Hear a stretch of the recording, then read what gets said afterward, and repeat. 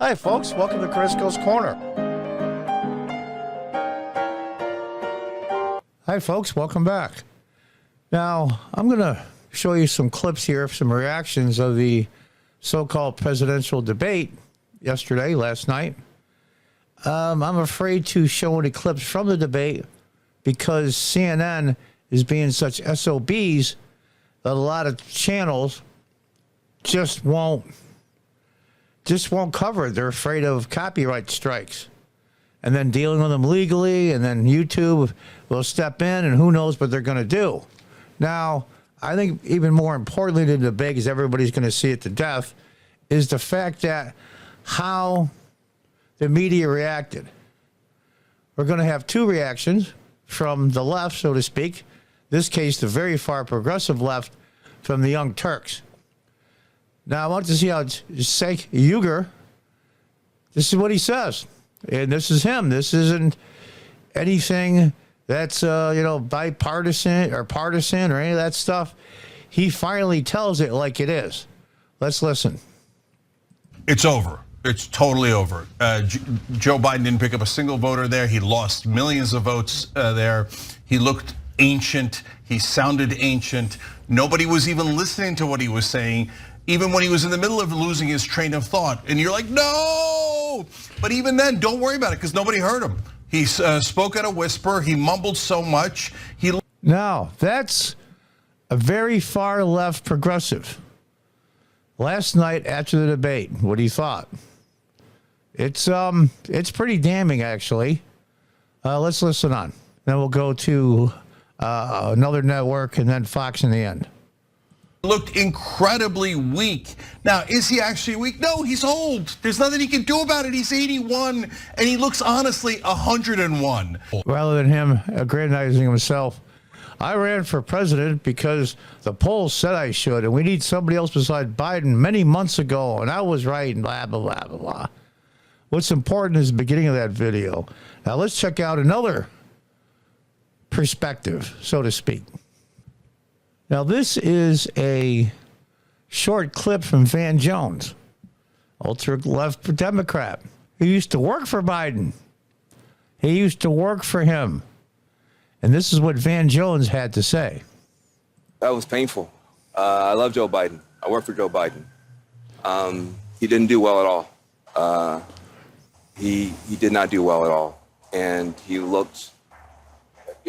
I'll give you the analysis. You kind of have the old man versus the con man. I can walk you through how I'm supposed to see it and say it, but I just want to speak from my heart. I love that guy. It's painful for him to watch. And frankly, one of the very few times I'll agree with Van Jones. It is painful to watch him. It's painful because this is the president of my country. Now, after this debate tonight, I want you guys to think about something. Biden was so bad. We're going to talk about Trump's performance. We're talking about Biden now. Biden looks so pitiful and so weak and so confused. He has obviously dementia issues. I'm not putting the guy down. In fact, even though I can't stand Joe Biden, I feel sorry for him because dementia is really tough to deal with. But look at our geopolitical enemies. Iran, Russia, China, South Korea, and there's more, but I'll just list those. Venezuela, Cuba. We'll go through the list. They see this. They're convinced that Donald Trump is going to win the election in November 5th. Now, what happens between now and November 5th? That's basically a little less than 5 months. All hell could break loose as they see if Trump's numbers start to go up and they see all the betting odds and all the different polls and the whole works, that Trump has a 75, 80% chance of winning, maybe even higher. They're going to pull something before January 20th. Now, what will happen if Trump wins?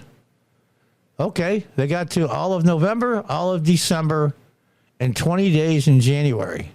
That's a long time. That's well over 60, even 70 days to do something. That's a lot.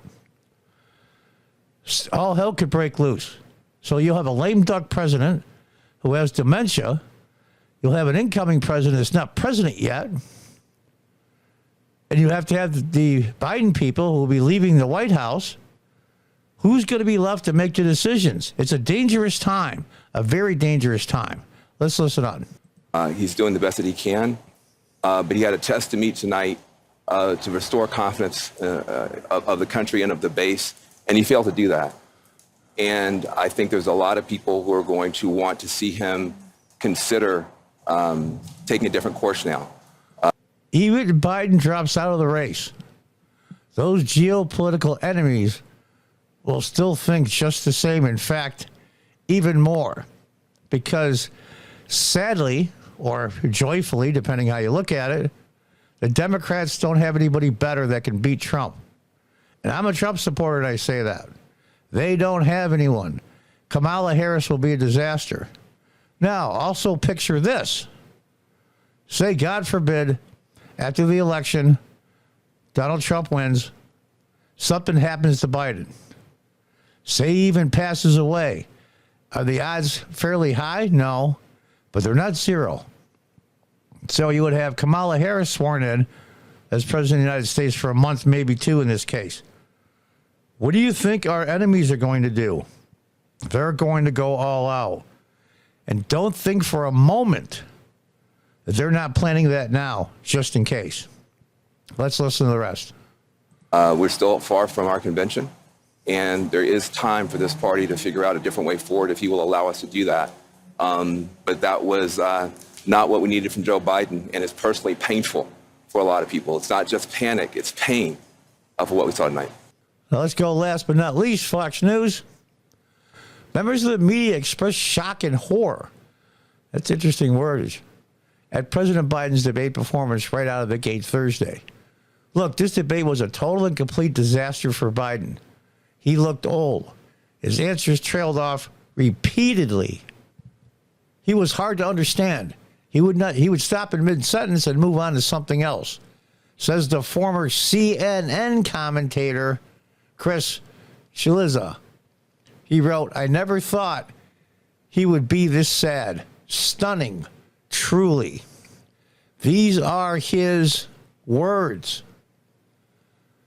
Biden's hoarse voice and resting face overwhelming the actual back and forth. But early yet, political columnist Jonathan Martin reacted to the president's presentation. It's incredible. These are all hardcore Dems talking here about Biden's age. The first half hour of the debate, a raspy Joe Biden delivers rambling answers while Trump counters with energy and falsehoods. That's like a backhanded compliment, I guess. And there's a picture from the debate itself, which I can't show in the video because I'm afraid of a copyright strike. It's unbelievable. Biden's age is a political problem. Got me yelled at 2 weeks ago, New York Times reporter Ashton Herndon wrote. Yeah. The Democrat Party is imploding. I've watched a lot of Biden talks. I've never seen him sound this frail. This is the Vox correspondent. Vox is as left as they get. It's incredible. The most incoherent and ignorant man ever to run for president is getting the better of the sitting president and has been in politics for decades. This is bad, former MSNBC host Mehdi Hassan said. I love that backhanded compliment. The most incoherent, ignorant man to ever run for president is getting it better of the sitting. He's talking about Trump being ignorant. This is bad, former NBC host. NBC! I'm listening on the radio, and the audible difference between Biden and Trump is really striking. Former CNN host Brian Stelter wrote. Brian Stelter of own people, one of the biggest pieces of crap on CNN. And he said it was painful to listen to. Others have already floated the idea of removing him, not just from the Democratic ticket, but from the White House entirely. Hearing from countless viewers of all political stripes, and the consensus is Biden needs to be replaced. It's worse than I believe most people imagine, said The View co-host Alyssa Farah Griffin.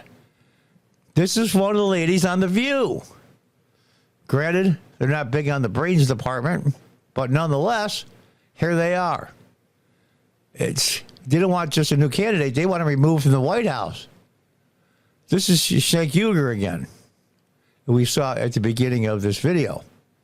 Ultra left progressive. It's over. Biden looks and sounds ancient. Losing his train of thought, speaking in a barely audible whisper, they have to pull him, the Young Turk Cenk Uygur exclaimed. It's incredible. Boy, unbelievable. CNN anchor Cassie Hunt alleges the Democrats she has heard from are nearly beside themselves.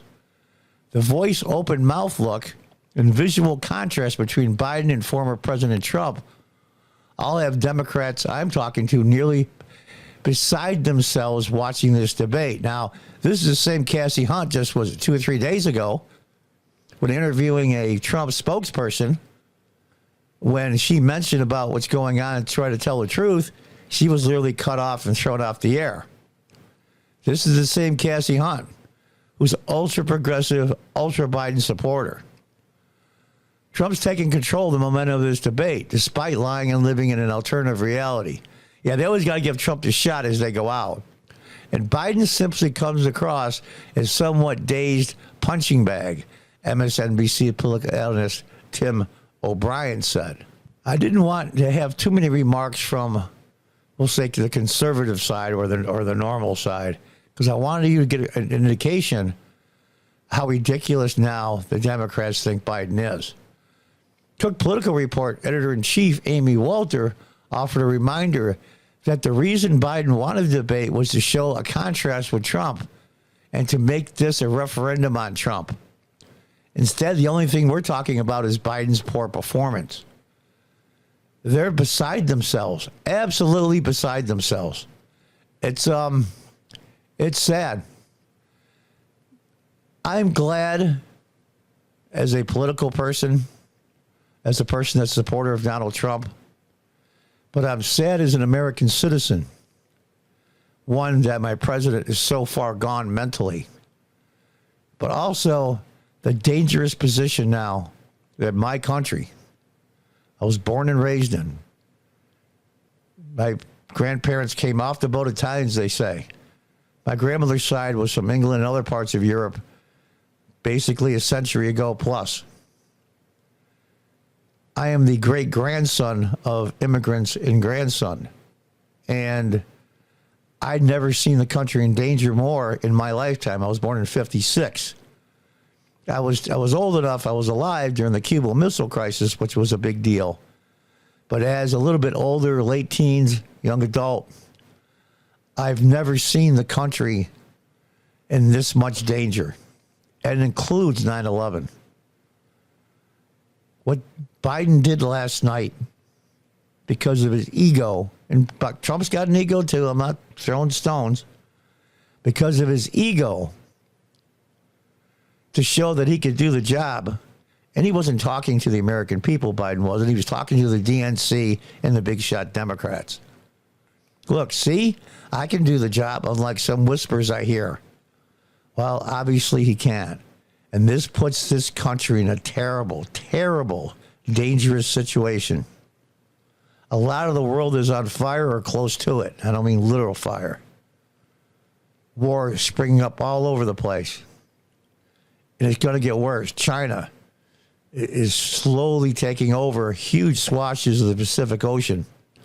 Countries in Africa. Russia moving on Ukraine. I mean, the list goes on and on. What do you think the dictator of North Korea is thinking? And what do you think his advisors are saying? They're saying, what do they call him? Supreme Emperor or some nonsense. Supreme Emperor, look how weak the Americans are. Trump is going to be sworn in January 20th. And that's our timetable. What do we do? Can you imagine China moving on Taiwan and North Korea moving on South Korea at the same time? Literally coordinating things. There's a lot of possibilities, and all of them are bad. So even if Biden steps down tomorrow and says, I can't do this anymore. It won't happen, but that's the best case scenario, and it is the truth. It will not stop our enemies from seeing an opportunity before January 20th when we have a new president. I don't know. I really don't. I didn't feel sorry for Biden during the debate because the things he's done to destroy this country kind of take away some of my humanity for him, and it shouldn't as a Christian. I wish him well. I wish he wouldn't suffer. All those things. But this is elder abuse. And whether you like Donald Trump, hate Donald Trump, or somewhere in the middle, none of those facts change. This is elder abuse. What do you think? Until the next time, God bless, goodbye, and good luck.